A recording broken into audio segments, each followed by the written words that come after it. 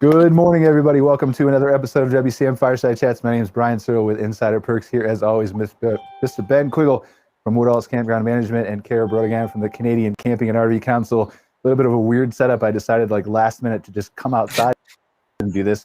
Terrible couch in the background, and it was awful, and there was sun coming across my face, so I decided to make it much more challenging on myself. So we did this last minute. We'll see how it goes outside, but if not, we've got two cool co-hosts that can definitely pick up the slack for us.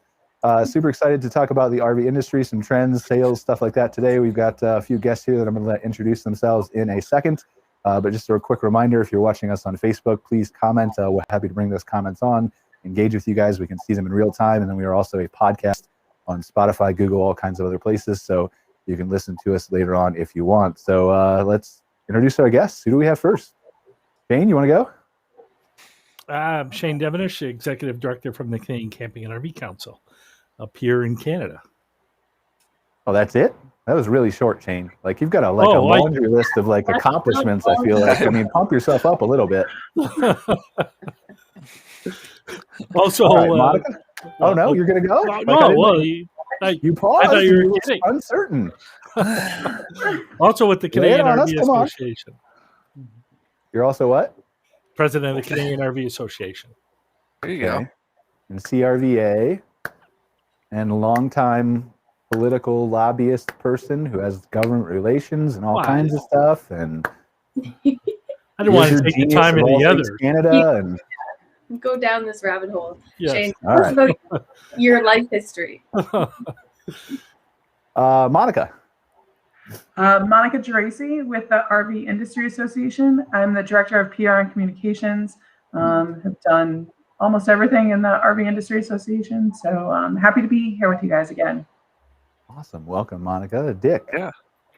Good morning. I'm Dick Grimonpre, Director of Park Model Sales for Skyline Champion.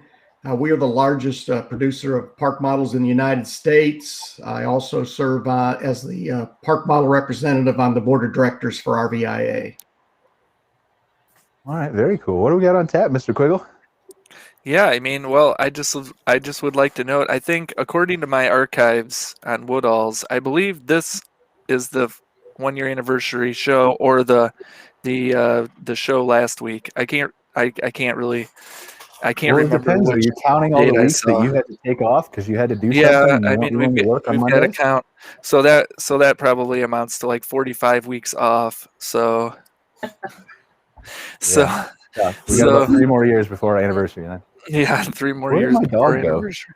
So, but no, I'm really excited with the group we have here today, and we really wanted to dive into some of the RV numbers, and the RV Industry Association released their shipment report today, and it's just stunning to see the amount of growth, I guess, that the RV industry seen over the last year just due to interest in the outdoor hospitality industry. 54,000 wholesale RV shipments were shipped this past March, which is an all-time record. I guess maybe Monica can speak a little bit more to what they're seeing on that end as far as the growth. Wholesale mean? Is that shipments to dealers? Right. Yeah, so shipments is exactly what it sounds like. It's the RVs that have been built and have made their way to dealerships across North America in the past month. So for March, up over more than 5% increase over the previous record. So previously March 2018 was the record, and now March 2021, most RVs ever shipped in a single month. And that capped off the first quarter of 2021, which now is the most RV shipments for any quarter ever, anytime. And it's a nearly 10% increase over that first quarter of 2018. I mean, we all remember 2018 first quarter was a really strong quarter for the RV industry, but 2021 even higher. And yeah, so record-breaking numbers out this morning. But now when you talk about shipments, is that record-breaking production capacity, or is that record-breaking actual sales to consumers? So these are wholesale shipments. This is not, obviously it's related to sales, but these are not sales numbers. These are RVs that have been built. And there's even that little it's not necessarily RVs that are built that month. It's RVs that left the manufacturer and went to a dealership in the month of March. I mean, not diminishing what the accomplishment at all, to be clear, but I just wanted to make sure that we were on the same page. That's all. So. Yeah. Yeah. So, is a lot of this due to the manufacturers still playing catch up from COVID, or is it? Good question. Obviously there's been a lot of interest, so there's been a lot of new orders, I imagine, coming in too. Yeah, our understanding is that, a lot of these RVs that are making their ways to dealerships are already sold before they get there. There continues to be extremely strong demand for RVs, and inventory continues to be low. So it's building. I don't know that it's building back up that inventory yet. It's still going to the demand that we're seeing from consumers. And I think one of the really interesting parts about the shipment report we put out this morning, we added a little more context to why people have been buying the RVs. And this was a survey we did, and we just got the results back. And we asked, why did you buy the RV? And this was only for people who bought since the pandemic. And the top 4 reasons were the same reasons that you traditionally think of when you buy an RV: love of road trips, traveling in comfort, ability to explore the great outdoors, and a base camp for other outdoor recreation activities. The 5th on the list was it's a safer way to travel, which is COVID related. But 4th from the bottom, and this is probably, I think this is the biggest piece of gold in this survey, was the 4th reason from the bottom was restriction on other forms of travel. So people didn't buy RVs in 2020 because they couldn't take a cruise. That wasn't the driving reason. The driving reason, for getting an RV, I'm sorry, was oh boy, we can't handle humor on this show, Monica. You got to watch it. Yeah, that's fascinating. It really speaks to the appetite in the market. I think folks on the campground owner side, I can speak for, are kind of feeling some concern that, when things kind of start to return to normal-ish, they may see this decline in folks wanting to come and stay, but that data tells me that's probably not necessarily the case, which is fabulous. Yeah. Yeah. And I think on the park model, I know we have Dick here from Skyline Champion. On the park model side, I guess, Dick, can you just tell us a little bit about what's going on the park model side as well? Yes, I'd be happy to. The growth of the park models, we're a very small part of the industry. I mean, a good year for park model shipments is like 4,500 units. We have not that many plants that build park models, and the ones that do, maximum production, maybe 2 or 3 a day. But with that being said, at the end of last year, even though the park model numbers were kind of flat for the year, our company had over 0.25% of a year's shipment for the entire industry in our backlog unbuilt.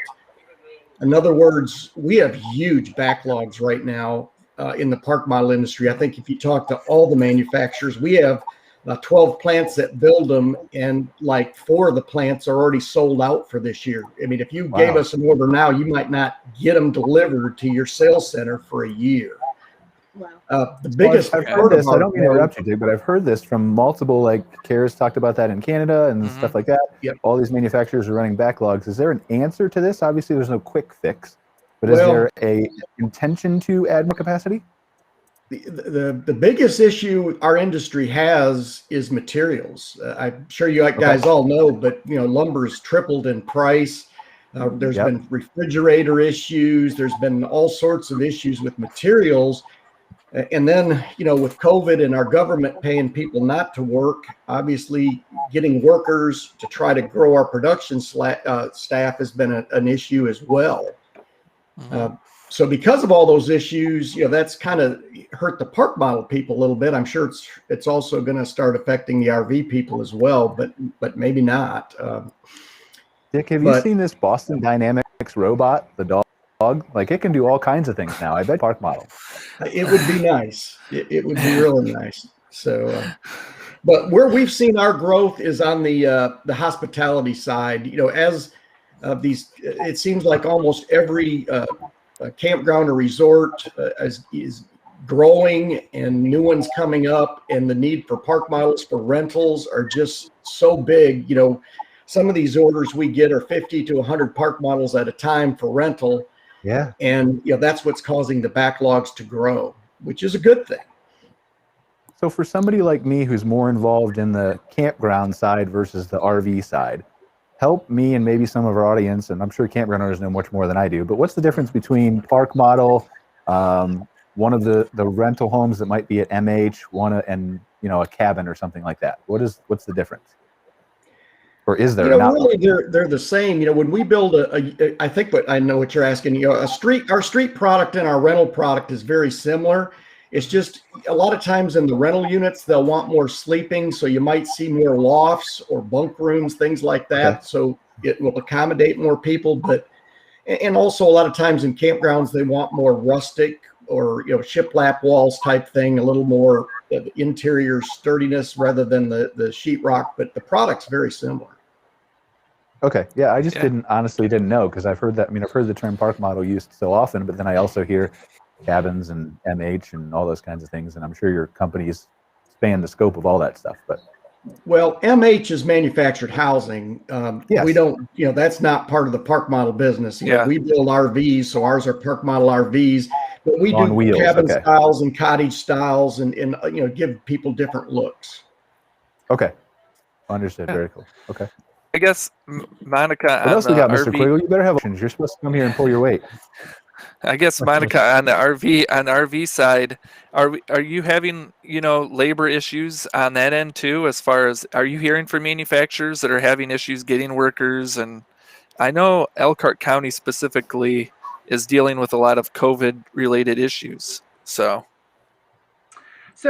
I think Elkhart, I didn't look this up before this morning, but I think they're around 4% is the unemployment, which is almost full employment. So yeah, there is a shortage of workers. They need more workers. It's similar to what we were seeing back in 2018, 2017, when we were building similar, but not as many RVs. So, and I think there are these challenges, but our manufacturers are still building record number of RVs. So yes, there's these challenges, and yes, it would be great to have fewer supply chain issues or have more workers, but end of the day, building a record number of RVs. Yeah. Now, are you seeing the same type of delays in orders from dealers that they're seeing with park models, or are you guys able to keep up? The same. Go ahead. Right. Remember, I think it was earlier in the pandemic in 2020, we were dealing with empty dealer lots all over the place, right? Nobody had RVs to actually sell. So are you able to keep up with that demand is what I'm asking. So there are still, I don't think there's any dealers that are going to tell you that they have the level of inventory that they would like to have. But no. So yes, inventory is still low. And I think someone put in here, Northlander and General Coach sold out until 2022. Someone said that in the chat. And, we're hearing that. I think Airstream just put out something about how you order an Airstream today, you're not going to get it for many months. So there are the backlog. Yes. I wasn't paying attention to the chat. Thank goodness you were, Monica. So. It's really interesting. I think unemployment for Indiana, which I think produces over 80% of the RVs, specifically in Elkhart County, fell to 3.9% unemployment rate, which is just extremely low for March, the entire state. And they just made an announcement that they have an Amazon fulfillment center that's actually going to be building in Fort Wayne, which is an extremely long distance from Elkhart. So it's just interesting to see, even besides the RV industry, how they're able to draw in all these companies, but the lack of workforce is really concerning, in Indiana. So it'll be interesting to see how that continues to impact some of these manufacturers and stuff. So it's everywhere though. I was reading where I live in Cleveland, I was reading about how a restaurant owner of a brewery can't find 10 people to be wait staff and dishwashers. It's an everywhere problem with workers, I think. So especially exacerbated, I think, with skilled. But are our manufacturers up here in Canada experiencing staffing issues like that? Shane, do you know? Yeah, I think it's the same all over. You know, when you have that much, production, and John's right. I think General Coach is actually scheduling stuff in 2023 now. Wow. And it's wow. Employees, they're hard to find, and I think partly is because it's in an enclosed area, very close with other people beside you, and it's tough right now to find people that'll go in that environment, unfortunately. Are there ways to be strategic about that though? Like, can you add another shift, or I just, I don't know. Maybe I'm trying to. Well, that's the thing. There's good and bad to both sides of it, right? Like the bad is the campground owners have to wait to get all this stuff. The dealers have to wait in some cases to get all this stuff. But the good side is like from a forecasting perspective, from General Coach, like you're golden for 2+, 3+ years, where you can forecast this out and see what the demand is and hire more people, add more. But it's I don't know. I don't think it's as easy as a shift, or they would have probably done it with all the money that they're probably throwing away. Yeah. I'm sure all these guys are doing the best they can, spreading everybody out, to make it a safe environment for sure. Dick, you mentioned the supplies for like the park models, and I had heard some stories last spring or last summer about, I think I heard one story, who knows if it's true, but one guy was an RV manufacturer, a park model manufacturer. He was like at a hardware store somewhere else and noticed that they had just gotten a shipment of refrigerators or something in, and he pretty much bought the entire shipment that they had gotten in at this hardware store and had it delivered to the plant or whatever. So I guess, what kind of, material issues, is the PMRV manufacturers facing, I guess, and I imagine the wood cost isn't helping anything. So. Well, I think, we're fortunate from the standpoint we're a very large company, and some of our suppliers will supply us before they'll even supply a Lowe's or Home Depot. Yeah. Because, contracts and things like that. But, we've just had other issues. It just seems like if it's not one thing, it's another. We bond our ceiling to the rafters with the material. And because of the freeze, the plant shut down, and therefore we couldn't get that material. So, I mean, it just seems like it's one thing after another with parts of one type or another. But that's the trouble with growth, at least on our industry. We would love to grow, but getting the supplies to do that, it's hard to make sure you're going to have more than what you currently are building or what you built last year. Where do most of your parts come from, Dick? Are they mostly sourced from China and stuff like that, or? Well, we work through suppliers, right, national brands, and our company has 35 manufacturing plants of manufactured housing, and 12 of those plants also build park models. So we're a very large builder in the United States, and so we work through a lot of the suppliers in that, and like I said, they'll guarantee us what we bought last year from them. But it's if we're trying to double our production or build 20,000 more floors, it's hard to get those extra materials to do that. Right. The only reason I was asking just is because it takes so long to come on the ships and all that kind of stuff with delays. And I know that the cargo containers are backing up in some ports, and so I didn't know if that was affecting you too. So, well, everything affects it in some way or another. Monica, on the RV side, I guess the same question. What kinds of materials they're having issues getting their hands on, I guess? I think one of the phrases that has been thrown around is it's like whack-a-mole. So there's one supply issue. That's a fun game, Monica.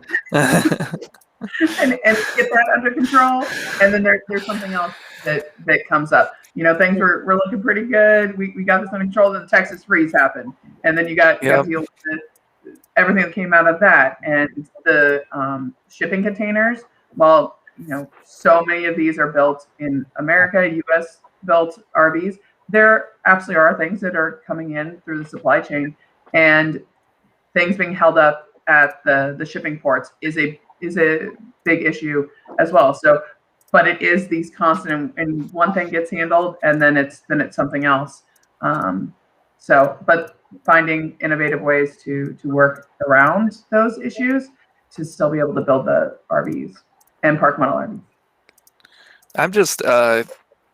I'm just shocked at the price of wood at the moment, and I don't know how much wood goes into an RV, or I imagine more goes into a park model RV. But the price of wood is just shocking. I know on a personal end, I was going to build a privacy fence, but I'm really scared to see what the wood price for that's going to be for me.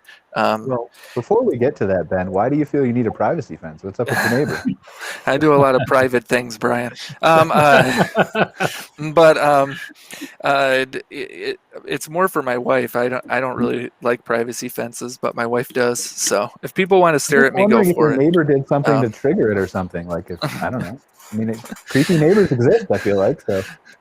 But is that driving up the cost of some of these units, Dick? Maybe more for the PMRV side. Does this drive up the cost for those units? Oh, certainly. Yeah. In fact, I mean, I'm just throwing out numbers here, but I'll bet you we've gone up $5,000 in the last 4 months. Yeah. And it just keeps going up. The biggest issue we have is that we're taking orders now for 8 months down the road. Well, we don't know in 8 months down the road what the pricing is going to be. So what we're doing is we're basically taking the orders now, giving them a price, and then telling them that, before we put them online to actually be built, then they can choose whether or not they want us to build them or cancel the order, because we have to give them the new pricing, because we can't guarantee a price we're giving right now. Right. Wow. Yeah, that's got to be definitely. Yeah, that's. And I've been doing this for 40 years and never seen that before. We're actually adding insurance into our wholesale pricing. So we may, if it's a $60,000 invoice, we may be saying it's 63, putting a $3,000 insurance in there, where if it doesn't go up, they don't have to pay it. But if it does, they have to. But we're not putting enough money in to cover what the prices really are. Right. So, do you know if this is accurate, Shane, from John that you put it in the chat? I mean, I know you're in Ontario, right, Shane? So that's the only reason I'm asking you. Yeah. Unfortunately, it is accurate, and one sheet of plywood is what, $90, I think now. Yeah, that's crazy. Wow. It's just insane, to be honest with you. I had folks here helping me build this past weekend, and I had some lumber in my garage, just like a couple of 2x6s, and he was like, I was offering to pay him to help me, and he was like, I'll just take this wood if you don't need it. I've seen I think I've seen a meme where it was a funny joke where people were saying they were trying to hide wood in shipments of cocaine now, because the wood's more valuable than the drugs. So different things like that. But it's just crazy. I know I've had to put off on, some projects at home just because, the wood is just crazy. So, yeah, I've got a nice wood railing behind me. There was another funny thing on Facebook where a wife says, "Take me somewhere expensive for dinner," and they went to Home Depot. Nice. So it brings up an interesting question, though. Let's pretend for a second that lumber, for whatever reason, is going to stay at this price for years, right? Let's all hope that it doesn't. But hypothetically speaking, is there a way for the industry to pivot away from using wood as a material? Is that even feasible? I think feel free to jump on it all at once, everyone. I think scenarios like this drive, ingenuity. So I think potentially we'll see some technologies or things change to develop an alternative, but I don't think that would be short or quick. No, it's definitely not going to be short or quick. But that's why I said if it's going to take like a year or two, if these prices are sustainable, is it something that becomes a conversation or not? I don't know. I'm asking. Well, does this drive? Maybe another question too is on the park owner side is, does this drive park owners to look at other accommodation units? Because That's a really good PMRV question. backlog, and maybe they're looking at units that have steel frames instead of wood. I guess I don't know. So It's an excellent question. I mean, like, because you see how the popularity of glamping, right? And the yurts and all kinds of like yurts, I think have still some wood that holds up the frame, but they can more easily be substituted. So it brings up, that's a really good question, actually. Anybody want to speculate? Well, I think this hopefully is a very short term, predicament, and I don't know if anybody wants to make any major changes right now when a year, hopefully within a year, we're not in this situation. Let's just hope it corrects itself. If it's a long-term thing, I think people are going to have to look at their process. Yeah. We got a comment here from RV Business too. Talks about the price of lumber and stuff. I don't know some of this. I probably should know more. My dad used to own a construction company. But. Yeah, I'll read, Brian. The price of lumber per 1,000 board feet is at $1,044, according to Random Lengths. That's an all-time high and up 188% since the onset of the pandemic. The National Association of Home Builders calculates that current lumber prices are adding at least $24,000 to the price tag of a typical new single-family home. So yeah, that's certainly going to impact pricing and things like that going forward. And going back to Ben's question, I think it could potentially impact buying habits if folks can purchase something alternative for a fraction of the cost. So we'll see what the kind of long-term fallout of that stuff is. But at this point, obviously, folks are still willing to pay the insurance and order till 2023. So, well, and I don't know if this is, I don't know the answer, but Luan is really the wood that is used in the RV industry, and that comes from Indonesia. And so are we seeing the same increases in Luan as compared to just your normal pieces of lumber? And I don't know the answer to that. I probably should. And I don't know if anyone else here knows if Luan is going up similarly. I didn't look that up. Maybe I can look it up real quick and see if we see anything, but I haven't heard anything about that. So we don't use a lot of Luan in park models, but I haven't heard any big price increases there. Yeah. So I guess on the other end too, we've been seeing a lot of stories about gas prices, and they are higher than they were at this time last year. I guess, Monica, how does that impact the RV industry? Do you see a lot of difference when the gas prices go up versus when they stay lower, I guess, in interest? People don't drive their RVs that much. When you're thinking about you drive your car, you're going to spend a lot more on gas for your car than you do when you're driving your RV, whether it's you're using it for 3 weeks to go on a 3-week road trip, well, then your gas bill is going to be pretty high for those 3 weeks. But if that's the extent of when you're using it, or if you're driving it one place and then staying there for a week. So we don't see that much of an impact when it comes to the gas prices. I mean, high gas prices impact everything, and particularly other forms of travel as well. So it's maybe more of a mental barrier for the people think about of, gas prices are high. Am I going to go buy an RV that I think I'm going to drive a lot? But is it really that much more of an impact on people's wallets? Yeah, that's kind of what my thinking is too. Like, I've seen a lot of people post gas prices are up, gas prices are down, up, down, up, down. But just like when I was 16 and my first vehicle was a Chevy truck that got like 7 miles to the gallon, like my driving behavior changed when I got a more fuel efficient car. So it's this. I imagine it's the same way with RVs.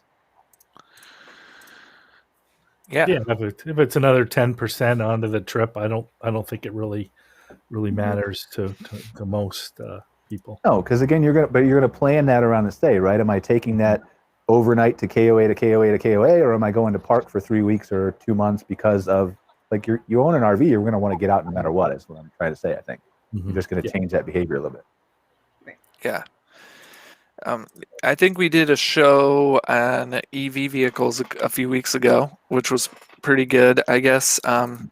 Obviously, RVIA announced last week that they had some success in California with some of the smog inspection rules that California was looking at for diesel RVs.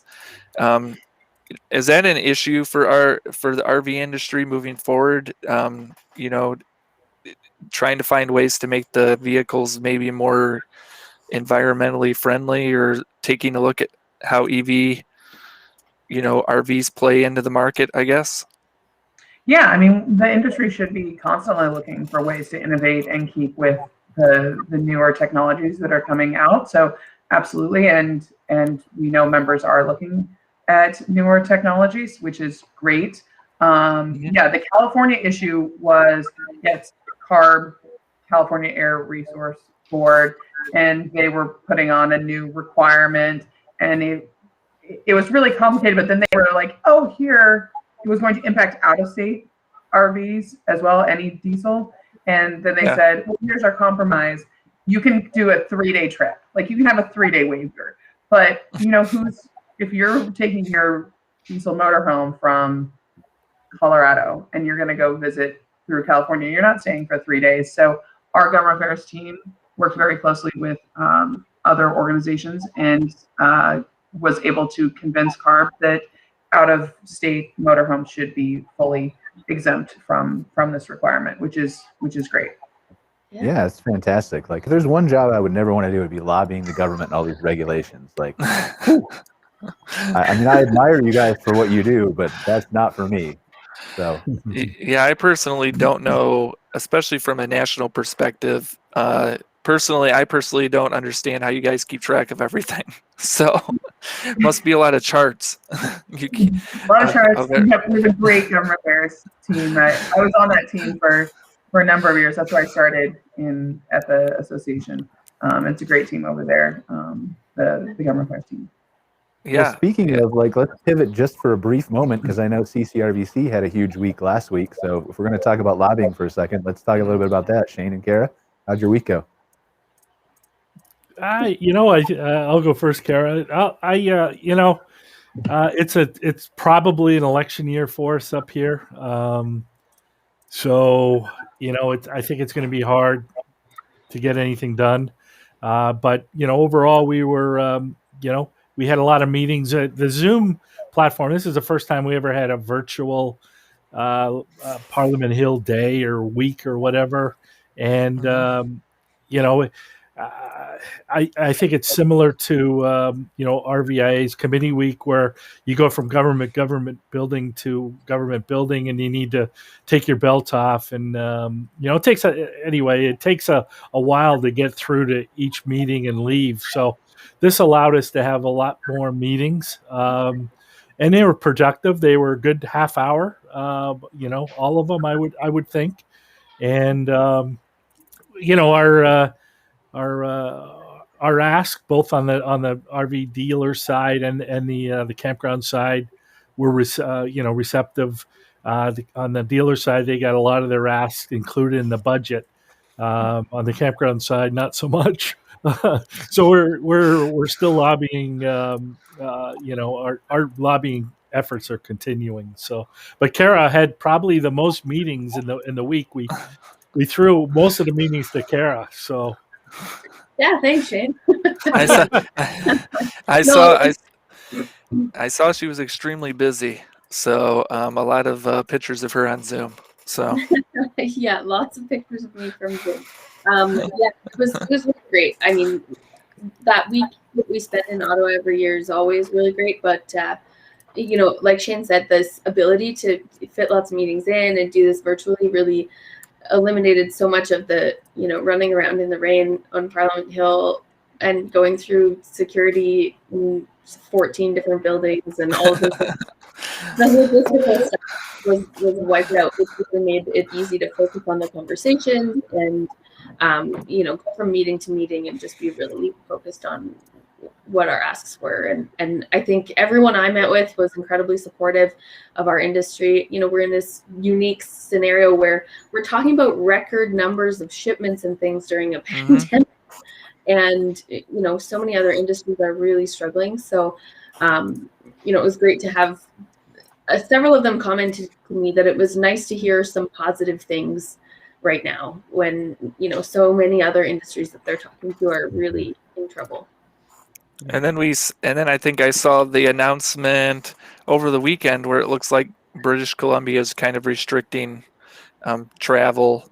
They have like three hills. Before we get to that, I just want to talk about, because we're talking about RV industry trends here. Yeah. So out of those meetings that you guys were in, Cara and Shane, what did you pull out of that from the RV industry, either where it's going or how they're listening to your needs or those kinds of things?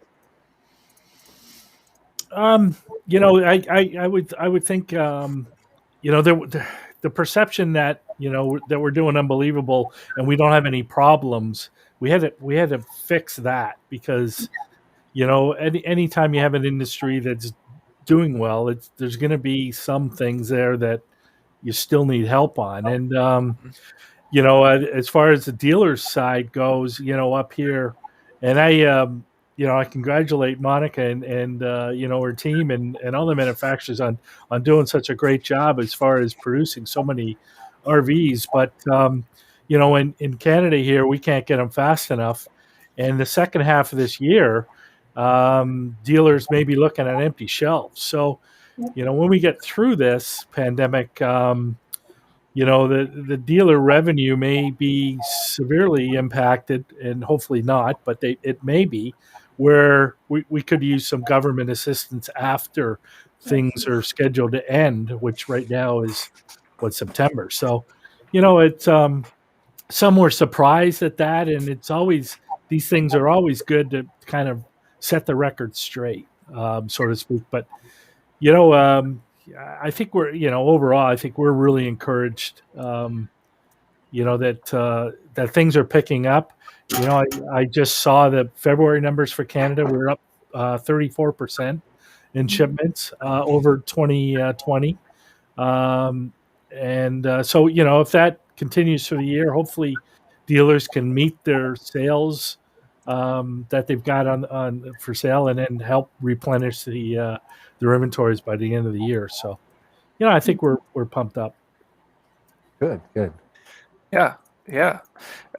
I guess, Monica, and I don't know if you can answer this question. I see my wife and I just went out west a few weeks ago, and we saw a ton of RVs being towed by those companies that tow the RVs. All of a sudden they slip. What would we call them? But they slipped my mind.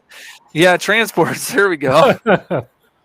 And I guess, have you heard anything about how those companies are keeping up? I mean, it's kind of a unique industry, especially with like the fifth wheels and everything. You have to have a lot of transporters to be able to get those to the dealerships, I guess.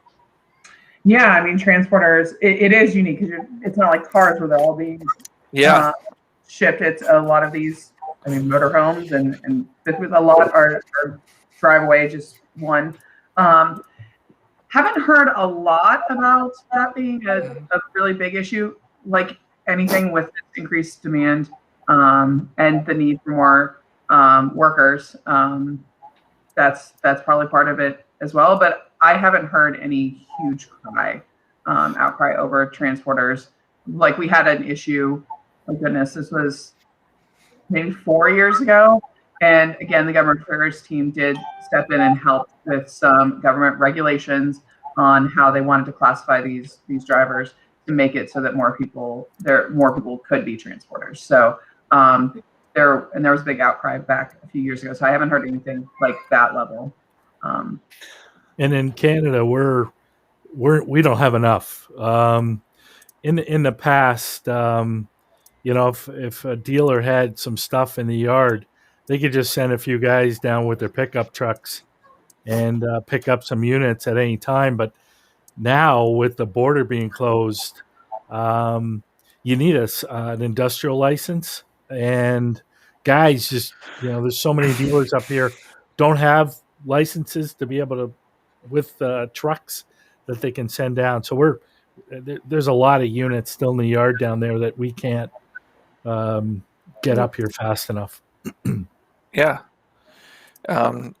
Yeah, it's just it's when you drive through Elkhart, it's just really interesting to see the fields of RVs, and you're just thinking, wow, there's got to be enough transporters to haul all those RVs. So it's just kind of interesting.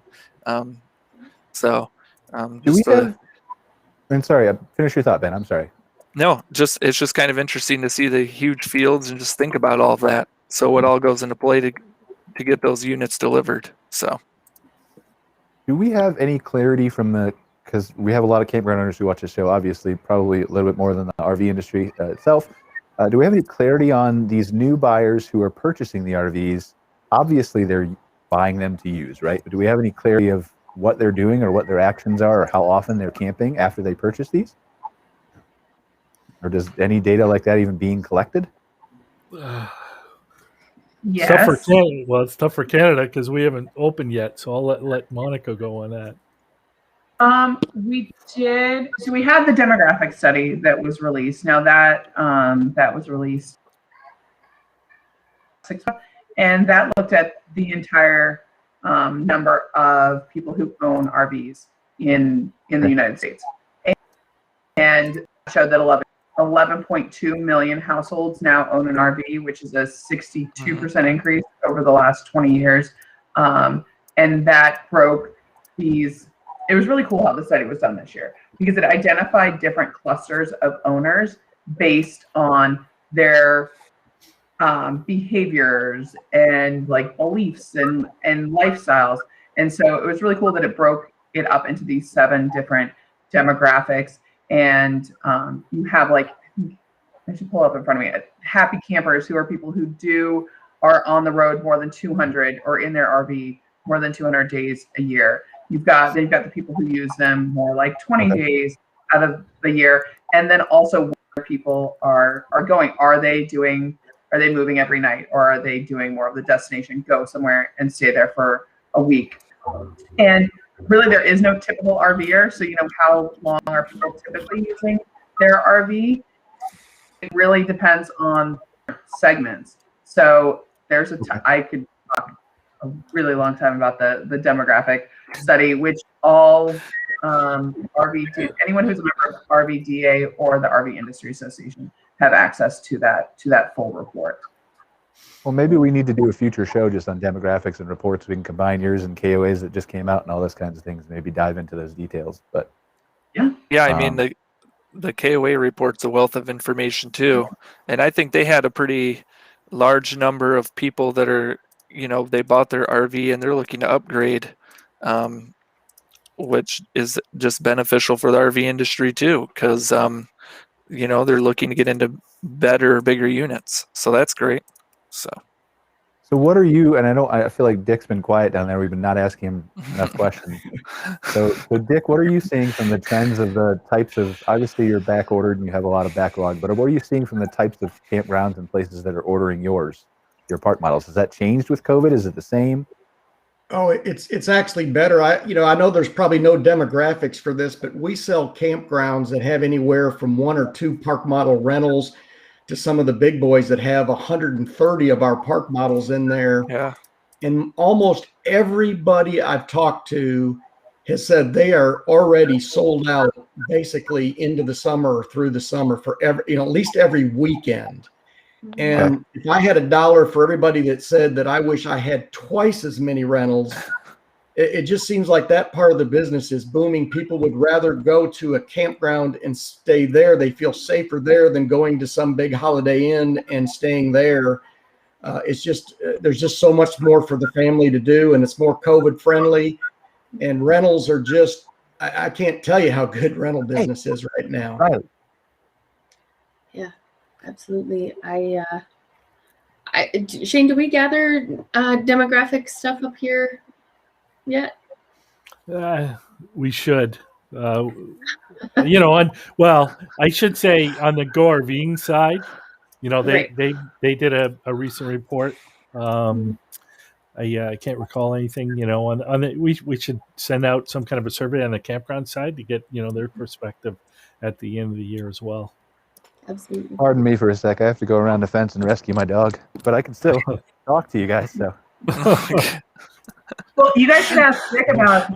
He's a perennial participant in our advocacy day on the Hill, and I think maybe he could go compare with you, Cara, as to the most meetings ever scheduled. Monica's cruel to me. Because we have plants in so many states, she gives me all these crazy places. So I have to go see the Nebraska people and the Michigan people and the California people, the Texas people. And she wears me out. It was great. His first, he almost didn't come back. His very first year, I gave him, I think, 13 meetings, 11 to 13 meetings in a single day to hit up. And I think he threw himself off a ladder the following year to try to avoid. I did. And you still made it go on crutches.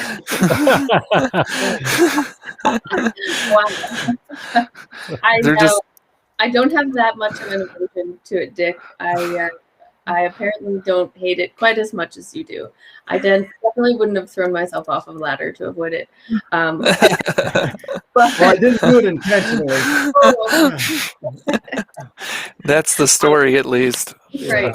It wasn't intentional. Yeah, but I do really value that time. It's really just a great learning experience for me all these years to kind of continue to do it. So I'm happy to, I'm fortunate as an ex-campground owner to still be able to kind of have a voice for our industry and connect with officials and stuff in support of, our members. I value that position that I'm in very much. But yeah, it is tiring. It's tough sometimes to have those conversations and kind of be expected to know all the answers in those meetings and things like that. But overall, politicians are humans. I know lots of us maybe don't agree, but it always goes well. So, Monica, how is it impacting? How much more work does it put on the RVIA team when you don't actually get to meet in person, I guess, for like the RVs Move America week? Obviously, I think it's been 2 years now since you guys have been able to meet. So with people in person. A lot of that comes down to the restrictions that are on the Capitol and the access to the Capitol. That was the driving decision behind our decision not to hold RVs Move America week this year. We still have a lot. We've got our team that is meeting regularly, mostly virtually, with members of Congress. And last summer, the Great American Outdoors Act got that across the finish line in this remote environment. And that was a lot of help from our members. We used our advocacy tools, our RV app. I don't know how many of you guys are familiar with that, but send letters to Congress. So that was really helpful. And still doing more targeted meetings with members of Congress, but it doesn't have the same feel as, they're still being very impactful, but it doesn't have that same feel as, heading up to the Hill with, 2019 was the last year we did it. We released the RVs Move America Econ study, and we had, I think, 160-ish people from the RV industry on the Hill. So there's nothing that compares to that kind of excitement. So hopefully, I don't see why we wouldn't be back to that next year. Yay. Yeah, and I imagine with the transition, political transitions and stuff that have happened, a lot of new people came into Congress, a lot of people exited. That probably makes things a little different too, I guess, or complicated. Lucky for us is the right word, but so we have the RV caucus for the Senate and on the House side, and our leaders for both of those. So Senator Ernst from Iowa, and then Representative Walorski, who represents the Elkhart area. She's great. She's awesome. And then so they've continued, and Dina Titus is in the Nevada area. They've continued to be our leaders, and most of the caucus members did win re-election. So our champions on the Hill have remained the same, which is awesome. And we're looking to, I think we're actually going to have an article this week or next week about a few new members to the caucus. That's cool. Yeah. So, yeah, well, it's great that things are going well on that front. I know the National Association of RV Parks and Campgrounds, which I think you guys usually invite, and they usually send, I think, 10 to 20 people, if I remember correctly. I know they were a little disappointed not to be able to participate again, and I know they're looking forward to getting back next year. And hope and that's taking an part. interesting So question, Ben. Like, why wasn't there a virtual RVDA thing down here? Why did they not attempt to do that? Do we know? What was the question? well, I guess he was asking why wasn't there a virtual? Are you like Cara and Shane had last week, right? They went to the Hill virtually. Like, why was the whole week canceled and not tried to be attempted virtually? I'm just curious, or was it? So there are going to be some virtual components, and for the Capitol Hill portion, and there may still be some activities. There is just nothing planned right now. But so RVs of America Week, there's two parts to it. One part is what many who've been in the industry for a long time consider committee week, RVIA's committee week. So those committee meetings, and those are still happening, and that'll be virtually. And that's what sets the direction, the strategic direction of the RV Industry Association. And then those advocacy meetings are the second half of the week. And so we are still looking to do some kind of pieces around that, but we haven't announced anything yet. Okay. I guess on the RV end too, we have a lot of new RVers coming in. I guess with backlogs and everything and dealership inventory limited, I guess, is that, are you guys concerned at all about the potential of turning people away from the RV industry? Maybe people get a little frustrated. Is that a concern at all with the way things are right now? What do you mean turning away? Like not buying RVs, or? Yeah, like maybe there's just not enough available, or they don't want to wait, I guess. I don't know. Well, realistically speaking, and I'll let them answer it, right? Because I'm not an expert. Realistically speaking, what are the alternatives? If you're buying an RV, you want to get outside, you want to enjoy the outdoors. You're not going to be in a hotel. There's not really too many other places they can give up and go to, right? I think from Canada, we're sensing frustration from RV owners not being able to find a campsite, and we're hoping that we can get things back on the rails here soon. And because we're watching a lot of Facebook group comments, there's frustration. Even when it was open, finding a campsite, there was, people were doing screenshots on Ontario parks that they were number 5,000 in a queue, for example. I saw the scalping going on up there. That's an interesting business to get into. I think I might start one. Yeah, they quickly kibosh that. But Ben, to answer your question, I think there's more of a concern not being able to utilize their camper and then them getting out of it than maybe frustration not getting it in the first place. Yeah, I think there's a pretty significant used market, at least in my area still. And I think I agree with Shane. The site inventory stuff is a big issue. I had a call with Alberta Parks the other day, and she was telling me that in 2019 at this time they had 40,000 reservations booked for the coming 90 days, and now in 2021 at this time they have 106,000 reservations for the coming 90 days. So I mean, and it's impossible to. There's no room. There's no sites to book. We're working, I think, strategically to help connect campers better with private campground operators and make sure that those sites are getting filled to the same level of capacity. Those public parks have a great ability, great tools in terms of reservation and things like that that help with their exposure. But yeah, the site inventory stuff is a big concern here, for sure. Yeah, and I know we share some of those same concerns down here in the U.S. as far as site inventory.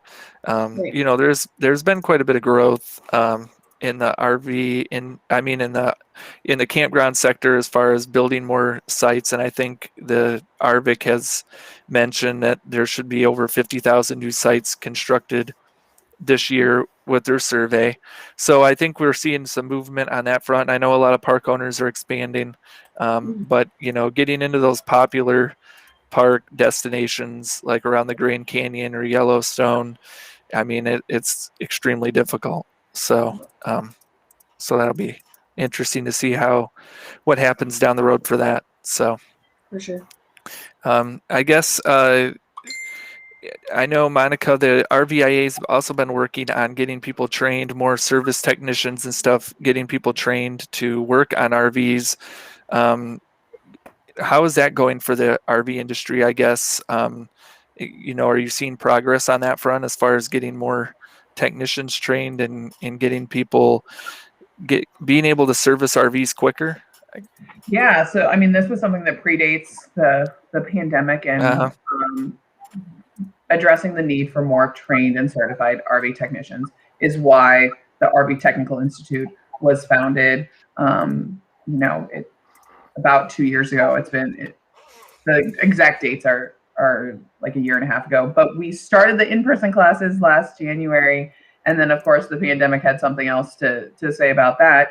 And the team over there at RVTI quickly pivoted, and we now have a completely self-paced online level 1 program. So the level 1, so RV Technical Institute created I usually have it handy here, a career path. So there's level 1 that is a pre-delivery inspection. You take it's about a week-long class, and you can do PDI inspections. Then you've got your level 2 that does the diagnostics and repairs, and that's is a longer class. And then you've got level 3, that's the specialties, and then level 4 is if you've mastered all the specialties. So right now, level 1 has been available since last fall for anyone to take online. And so I don't have the numbers in front of me, but we had a really big increase.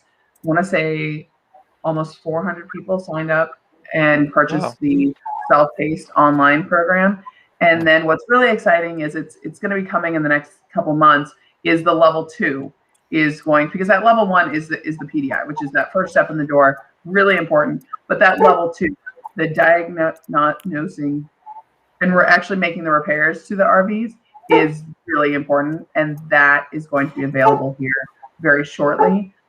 We also have partnerships with dealerships and manufacturers and states across the country that are these partnerships that they can teach the curriculum as well and get more trained and certified techs. We just announced 2 or 3 weeks ago a big new partnership with RV retailer, and they have committed to train over 400 of their techs on the RVTI certification. So it's bringing more techs in, also making sure the techs that are trained on the latest and greatest, which is the RV Technical Institute curriculum.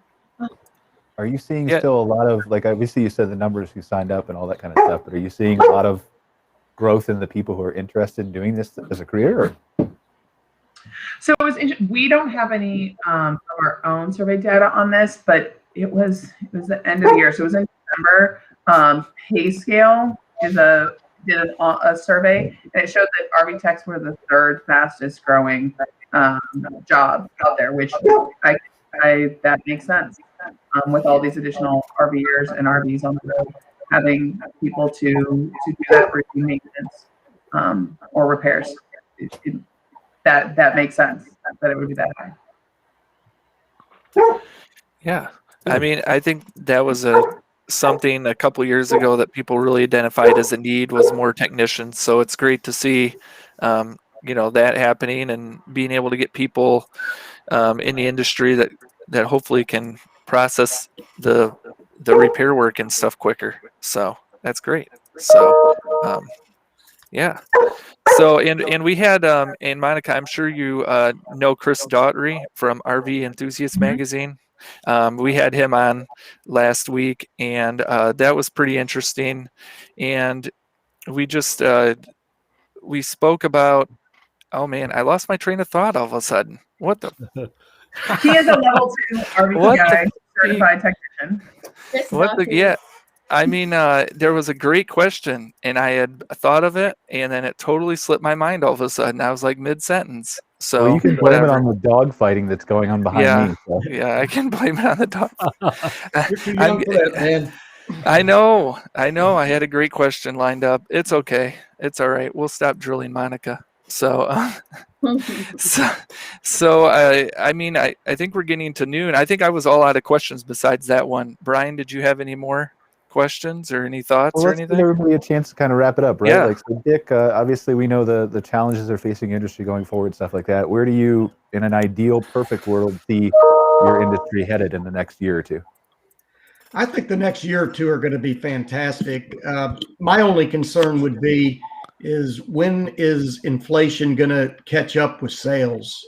Right now it's how quick can I get it? It's not how much is it? And with prices, and materials going up and inflation, just, sooner or later that's going to catch up and people are not going to be buying because of pricing. Other than that, our industry is strong for many, many years ahead. Awesome. Monica, share the same sentiments with the RV industry?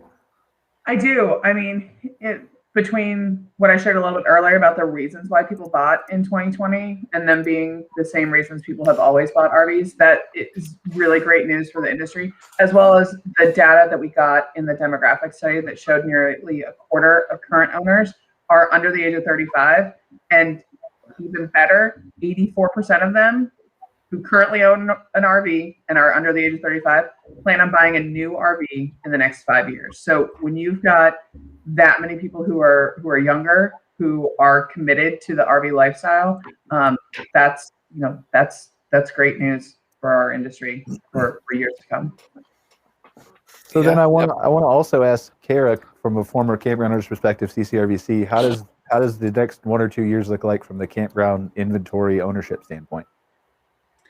Oh gosh, I mean, I think overall, feelings are good. Everybody feels pretty positive about the industry. I think, numbers look great. Those reservation numbers I mentioned earlier. There's obviously all of this RV shipment data translates directly into, longevity for campgrounds and being able to continue to fill sites every year. I think we're in a unique scenario with the site inventory shortages, and I'm hopeful that both the public and private sides of our industry will be able to continue to add sites into the future. I think there's pockets of this country that maybe are underserved. I could give a couple of examples of little areas of Alberta, my province alone, where there's not much for campgrounds, but there's some incredible scenery and great attractions and things in those areas. So I think there's definitely room to continue to grow, and all of this great interest in camping and RVing is only going to translate into greater success in the next several years.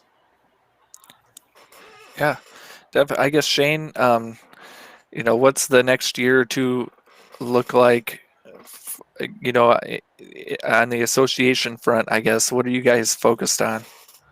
I'll echo Dick and Monica's sentiment about the future, the very bright future of this industry. I think it's going to be really important for our industry to listen to consumers after this and hear what they're saying. Because we're seeing so many new buyers out there that it's going to be, let's keep our ear to the ground and hear what they're saying so that we can react. But, really excited about the future. Absolutely. Yeah, I mean, I think it's just great to hear everyone, everyone I come in contact with has real positive stories. And I know not every park had a really good year last year, but I think for the most part, all the parks, even the ones who didn't do great last year, are looking forward to a really good year this year. And then just to see the RV industry. I know a lot of park owners are really excited about the growth of the RV industry because, I mean, it means more business for them. So that's great. So very exciting times. So, but I think that's everything. Thanks, Monica and Dick and Shane, for taking the time to come on the show with us. And you guys are always a wealth of information. And obviously, thanks, Cara, for coming on. And Brian, you can go sit down now. You don't have to stand anymore. Oh, I'm all right. I had to go change the batteries in my microphones because they died. So. And it's nice to see that the dogs are. I didn't know you had 2 dogs. I don't. I have 1 dog, but I'm staying in an Airbnb, and there's like 3 of them right next to me, and so the neighbors all have dogs, and they run into each other's porch and stuff like that. So it's all fenced in the same yard. Okay, all right, and try not to take any of the wood when you leave. That's stealing. I might. It seems like it's a good business to get into. Monica, you need any down there? Oh, I'm good. I could give you a really great rate compared to everybody else. So Let me let me know. Dick, I'm your guy.